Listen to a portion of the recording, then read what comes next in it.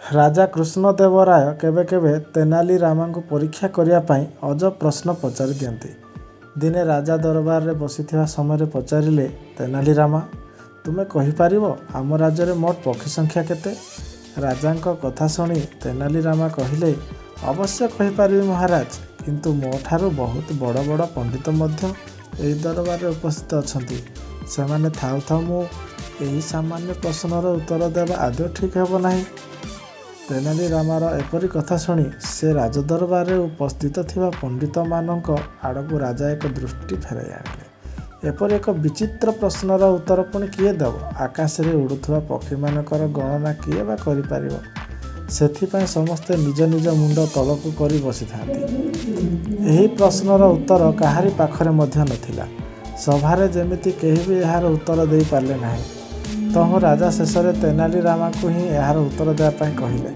ତେନାଲି ରାମା କହିଲେ, ମହାରାଜ, ଆପଣଙ୍କ ମଥାରେ ଯେତେ ପରିମାଣର କେଶ ଅଛି, ଆମ ରାଜ୍ୟରେ ସେତିକି ପରିମାଣର ପକ୍ଷୀ ଦେଖାଯାଆନ୍ତି। ତେନାଲି ରାମାଙ୍କ କଥାରେ ତଥାପି ରାଜା ସନ୍ତୁଷ୍ଟ ନ ହୋଇ ପକ୍ଷୀମାନଙ୍କର ପ୍ରକୃତ ସଂଖ୍ୟା କହିବାକୁ କହିଲେ। ତେନାଲି ରାମା ସଙ୍ଗେ ସଙ୍ଗେ କହିଲେ, ତାହେଲେ ମହାରାଜ, ଆମ ରାଜ୍ୟର ପକ୍ଷୀ ସଂଖ୍ୟା 1,11,112। ଆପଣ ଚାହାନ୍ତି ତ ଗଣି କରି ଜାଣିପାରନ୍ତି।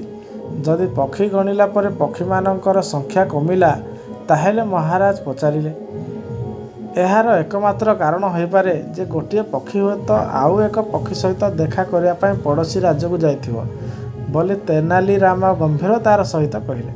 ଯଦି ତୁମେ କହିଥିବା ସଂଖ୍ୟାଠାରୁ ପକ୍ଷୀମାନଙ୍କର ସଂଖ୍ୟା ଅଧିକ ହେଲା, ତାହେଲେ? ରାଜା ପୁଣି ପଚାରିଲେ।